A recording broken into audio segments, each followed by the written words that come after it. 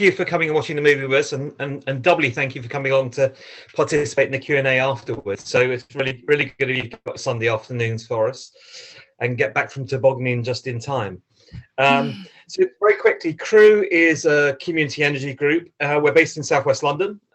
So what we're trying to do is make London a greener, fairer, nicer place to live, really. And we do that in a couple of ways. We do community outreach work, so things like fuel poverty cafes, going into schools, libraries, youth clubs, and working with children at helping them what to see what climate action could look like and what they can actually do in their own lives. So empowering our young people to work with us to reduce carbon. The other side of what we do is working typically with charities, schools, just general third sector organizations, but increasingly with the general public as well, and with businesses, to see how we can help those organizations reduce their carbon. So for instance, at the moment, we're working with 10 schools on a government funded scheme, which is called the Public Sector Decarbonisation Scheme.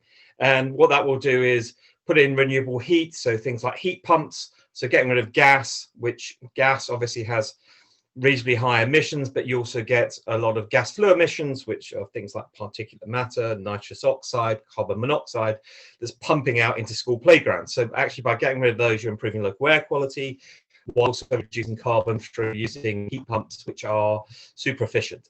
So we're looking at projects like that, and what we do within that is then we look at a more holistic approach. So while we're putting the heat pumps in, we're looking at things like how we can control the heating, so you can zone areas of schools or buildings, and we're putting in LED lights. So really nice projects where we're taking a holistic approach, and then once we're talking to the school, we'll start talking to the pupils about what they can do. We start talking to the parents about what they can do and how they can be involved, what they can do in their own homes, what they can do in local society.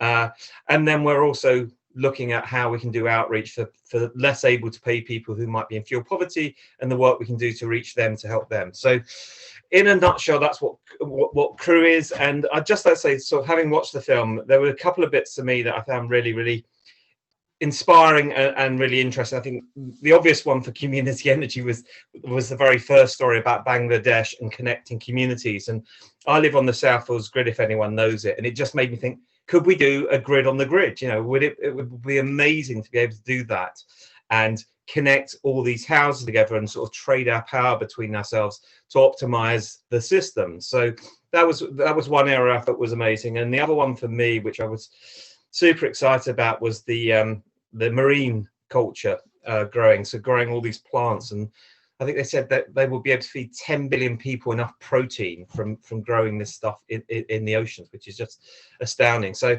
I think it's really great. I really look forward to hearing what you all thought about it and what your takeaways are. But for me, they were the two things that really stood out. Thanks. Great, thanks, Toby. So that's just a little introduction to Crew and why we're hosting this event today. Obviously, we are as passionate about climate as the people who made the film are. So next, we thought we'd start the questions and the discussion with the question, what impact did the film have on you and what were your biggest takeaways? So I'm going to hand over to Tim, who's going to tell us a little bit about his initial thoughts, and then we'll take some questions from you if you just want to add them into the chat or make any comments. So Tim. Thanks, Amy. So I think my biggest takeaway actually is just seeing a positive vision of the changes that that we can make to combat climate change, what impact, the positive impact they can have on society. So a lot of the time it's a kind of doom and gloom kind of thing of we need to stop bad things from happening. Whereas this is the opposite. It's going, well, actually, by doing these things, we're going to make our lives, and society just better anyway. So it kind of makes it a bit of a no-brainer, and it kind of paints a much more positive vision, which I particularly liked. I think in terms of the specific things, I actually kind of agree with Toby. My two favorite were the micro network in Bangladesh, because it's community energy, which is what we spend our time and energy doing. And it'd be wonderful to be able to do that kind of thing in the UK. Like, one of the big challenges we face is that you put solar panels on, say, a school, the school can't directly use that power, it has to go to the grid, and then it's all kind of complicated maths to actually get the school to use the power, as opposed to the school just using it directly. I also really like the seaweed thought it was really inspiring and kind of a good use of the oceans. And then lastly, I'm a big fan of Kate Rayworth and her donut economics, and it was really good to see her getting more publicity because she's a really smart person who's got some really good ideas about how we can reshape our economy. So yeah, that was my takeaways from it and the things that really stood out for me. That's interesting you should mention the seaweed, because on this poll that I did, actually seaweed and community energy are in joint first place for people's most surprising and interesting. After that, it's donut economics. So it sounds like everyone agrees. Everyone agrees with this. So I've not had any particular comments or questions. If there's anyone who wants to say something, please also feel free to use the raise hand button and you can pop in and we'll hear from you too. Let me see. Other than that, everyone is also either positive, very positive. We've got one indifferent, but it's better than negative. So I'll take that one. So if no one's got any questions on that, I think we'll move maybe on to the next question. So there's question 2. What pledges can we make today as individuals to take action? I'm going to hand this one over to Mariana and I'll pop it in the chat. Oh, sorry, we've just had something. The impact on me was probably that we have more hope for our future than probably a lot of us and my friends thought. And I'm definitely excited to do my part in the future and have a better life for everyone. Oh, that's lovely. That's from Isabel. So I'll just hand over to Mariana now. And that's question 2. I'll pop in the chat. Hi, everyone. So, yeah, I mean, there are a lot of, obviously, things that came out in the movie, but 3 big ones that we can focus on as individuals that were mentioned were around diet, transport, and then home energy usage. So the diet is actually one of the biggest impacts that we can have, and also one of the, obviously, the quickest. And this is for a couple of reasons, because firstly, when you think about sort of different food types, actually it's what we eat rather than where it comes from that makes the most difference. And so, for example, beef, lamb, and cheese have a very high carbon dioxide footprint. So something like a kilo of beef has about 60 kilos of carbon dioxide emissions related to it, whereas pretty much every single fruit, nut, pulse, or vegetable actually only has about 0.1 to 0.4 kilos of carbon dioxide emissions per kilo. So by sort of having more plants in our diet, it makes a huge impact. It also, there is another impact to diet, which is that actually one stat that I find amazing is that sort of meat and dairy, or everything that we get from livestock, only gives us 19% of our calories across the world, but takes up 77% of agricultural land. So if you think about that, I mean, if we move to slightly more plant-based diets, the amount of land that could be freed up for forests and other sort of ways of other technologies that capture carbon dioxide is enormous. So I'm not suggesting that we should all become vegans, but being more conscious about sort of the meat we eat can have a huge impact on the environment. The other big one that came out is transport. So obviously we can't all go immediately into autonomous electric cars, as wonderful as that would be, but moving towards electric vehicles or away from private vehicles altogether has a huge impact. So in 2019 in the UK, if you were to switch to an electric vehicle over the life of that vehicle, each kilometer would be about 1/3 of the emissions of a petrol vehicle. So electric vehicles today have a huge positive impact over a petrol vehicle, and that will only become greater over time as the UK decarbonizes its electricity grid. But obviously, even better than that is not having a vehicle at all and using the likes of Zipcar or public transport. That is obvious, that will then free up so much space that we can use in other more positive ways. And then finally, home energy usage. So they talked about solar panels in Bangladesh. Now, obviously, we can't all do that on our own houses, but there's a lot that we can do to save money and save energy. That is either both from the very low investment, things like, you know, putting thermostatic radiator valves on our radiators, to switching our lights to LEDs, which pay off within a year, to the sort of more higher investment items such as double glazing or putting heat pumps in, which work like a sort of a fridge in reverse, or, you know, solar panels. So those kind of things, if you want advice on that, then Crew, it has a few retrofit assessors on the team that could actually help provide advice on that side of things. Yeah, that's great. So we've got a few comments coming in as you were talking there. So initially we've got one from Ben, who's talking about the empowerment of girls and women. So that's probably more to do with the previous question, but that felt quite surprising. And I think I was quite surprised by that too. But the next one is from Alexi, saying it is a very positive view and looks like a lovely lifestyle, but needs a lot of collaboration and change in thinking. So I think that's what you were touching upon. We're not all going to change overnight, and we're not going to immediately implement all of these things. But it is nice to think that this stuff does exist already, and it's just a matter of us moving towards it, I think. Then we've got a few people mentioning their pledges, I think, by the sounds of it. My son is working with startups engaged in plant-based foods, meat, for example, from a mushroom base. Maybe that would be a pledge to eat more of those kinds of foods. I'm concerned that a wholesale move to EVs will leave all of our current cars being exported to other countries. That's quite an interesting one. So if we suddenly switch, where will we leave all of our existing things?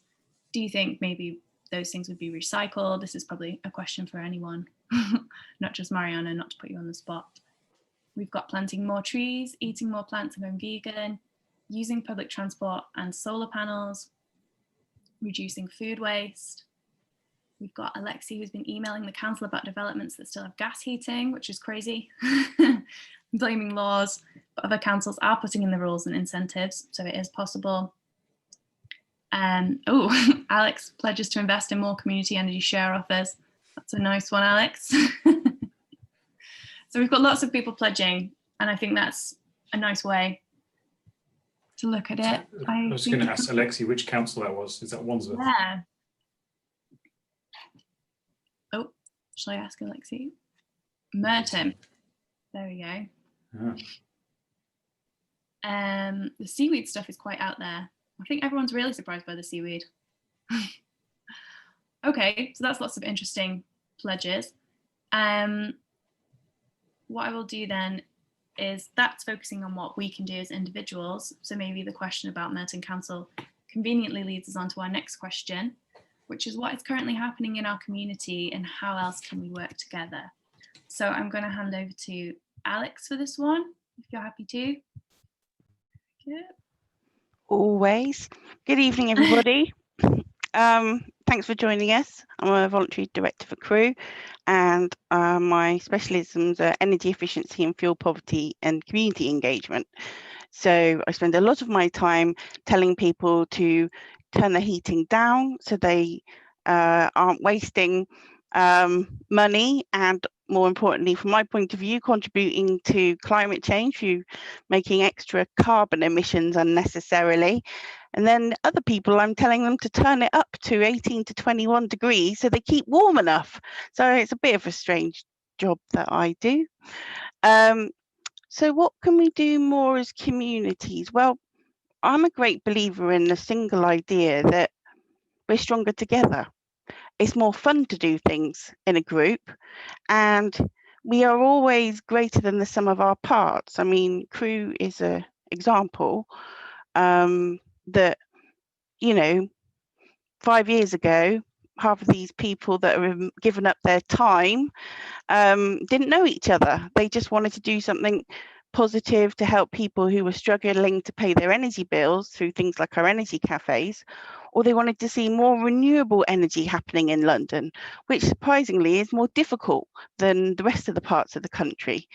But it is possible, and we've been collaborating with other partners as well in our communities. Like our first project was on the Dodgestone Rolo community centre, and we swapped out their LED light bulbs and then end up saving them hundreds and nearly thousands of pounds every year. So we kind of need to collaborate in our communities together. And obviously, well, one thing I found as a sustainable energy geek watching the film, I suppose I found it a bit frustrating that they didn't talk about kind of retrofit a bit more and energy efficiency in the developed world, but it was taking a global perspective, wasn't it?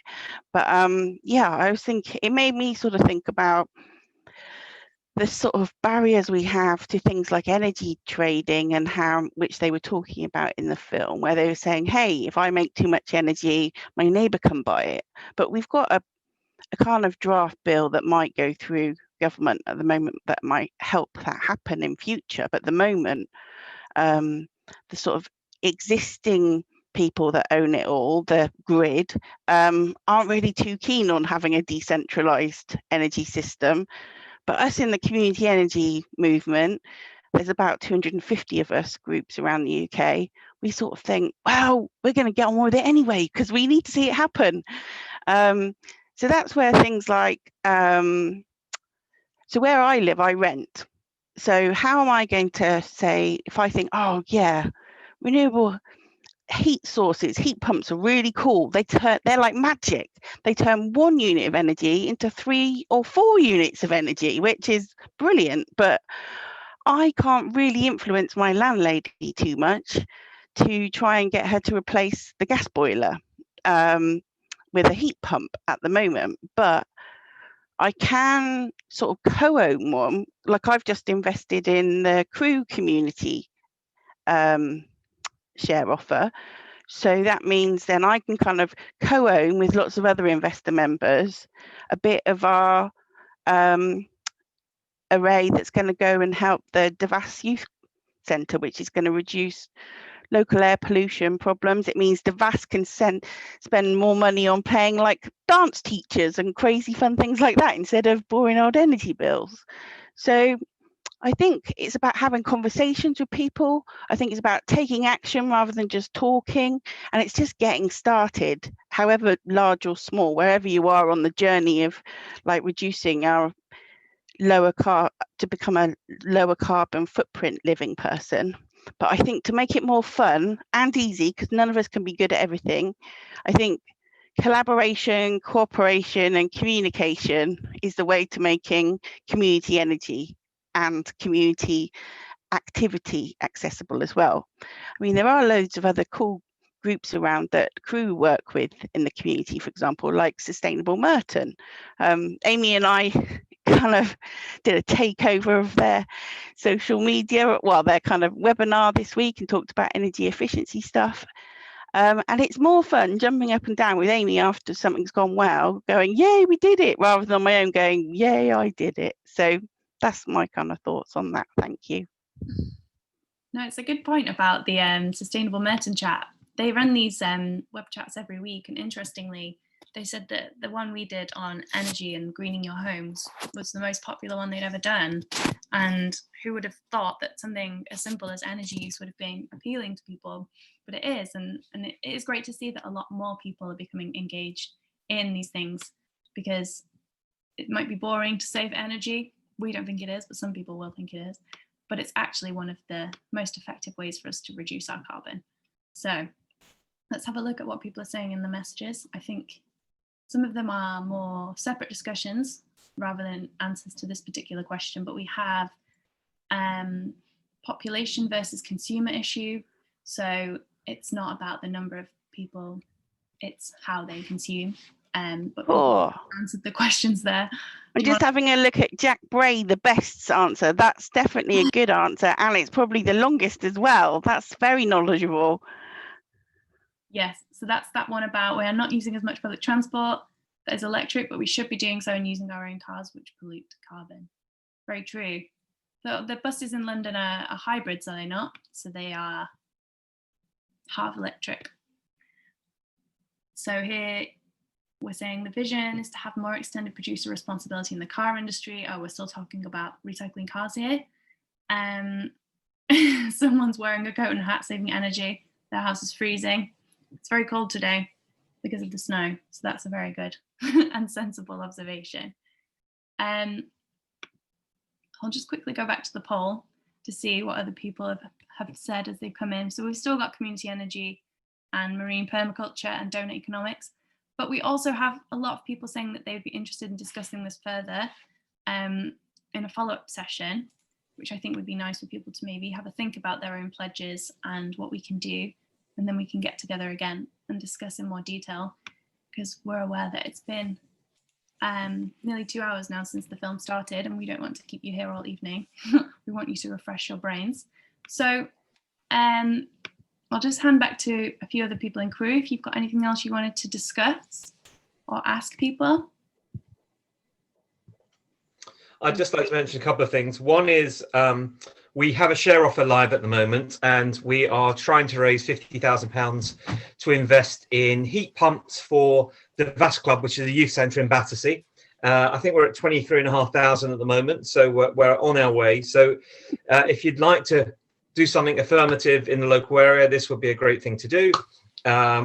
It will save the youth centre £1,000 a year. It will cut 17 tonnes of carbon, and it will stop 125,000 kilowatt hours of gas burn, which means a whole lot of NOx, particulate matter, and carbon monoxide not being pumped out into local environments. So that was one thing. The other thing is we are always looking for members, and you can be, something to do with the industry or some experience in something, or not at all. We have a whole range of people. So if you would like to get involved and you feel that you've seen the movie and you really want to get involved and have some action, well, by joining groups like us, and there are groups across London. So if you happen to be not in Southwest London, but you want some advice on groups near you, we can help you with that. But we recommend getting involved. It's good fun. We have a lot of good fun in what we do, and it's very rewarding, what we achieve. So I really recommend it. And yeah, if you want more info, just drop us a note at info@crewenergy.london, and we will see how we can help. Thanks. Thanks, and thanks for coming. Alexei's actually just asked if she can ask a question about the share offer. So while we're still on that, and just before I cover a few more points, Alexei, do you want to unmute?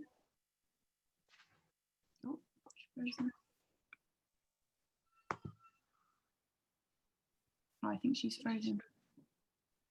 Okay, well, when she comes back, Alex, go on. I'm pleased to see that we've got a slightly wider age range on our call tonight, with some younger people joining us. And I was wondering if any of them would feel happy to tell us what they thought about what the film was about and how it sort of spoke to them and made them feel afterwards. Would anybody like to share what they thought or how they feel after watching it?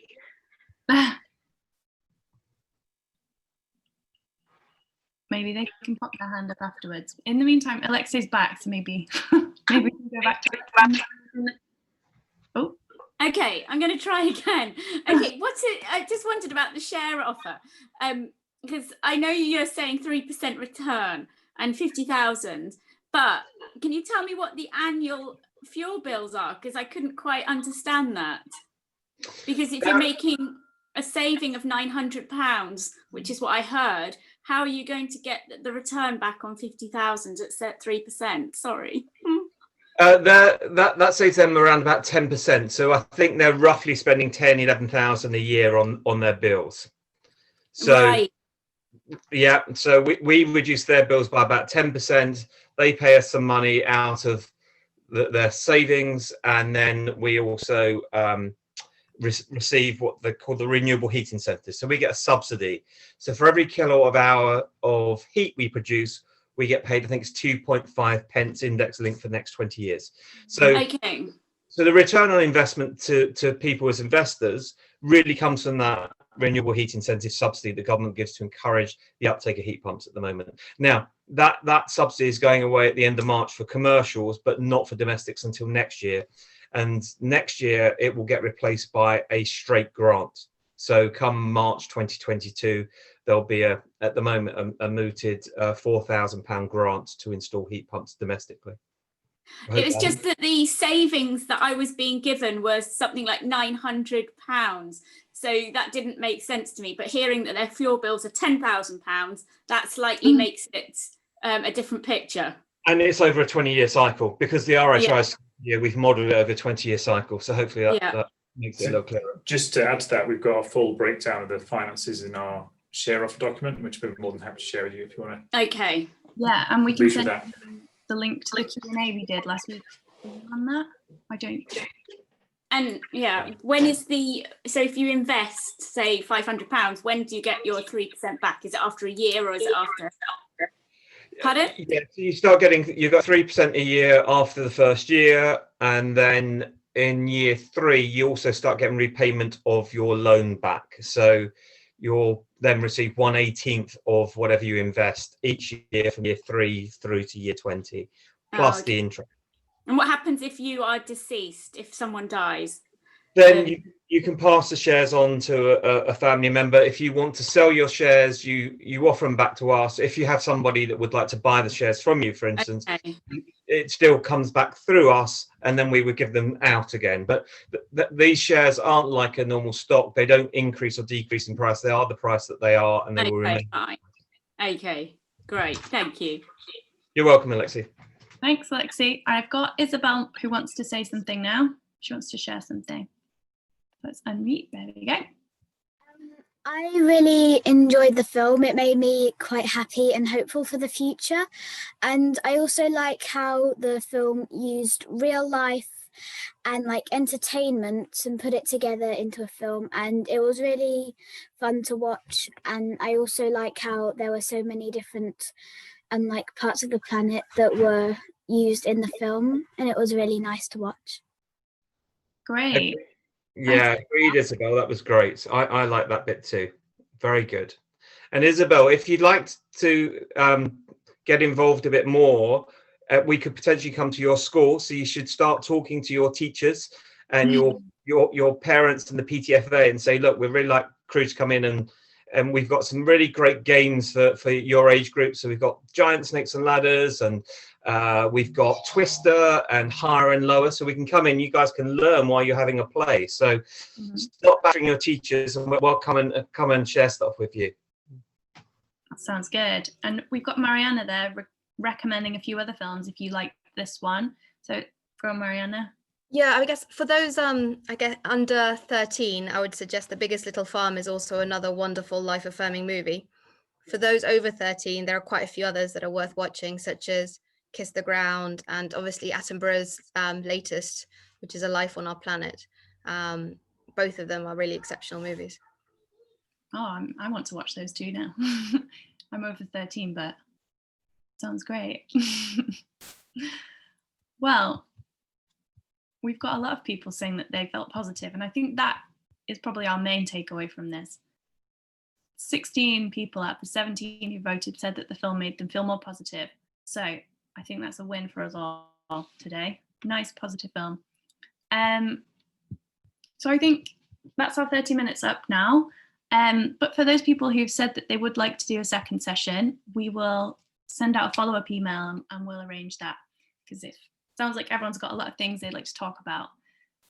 So thank you so much, everyone, for coming. Hope you enjoyed the film, and we'll be in touch very soon. Does anyone else want to say bye?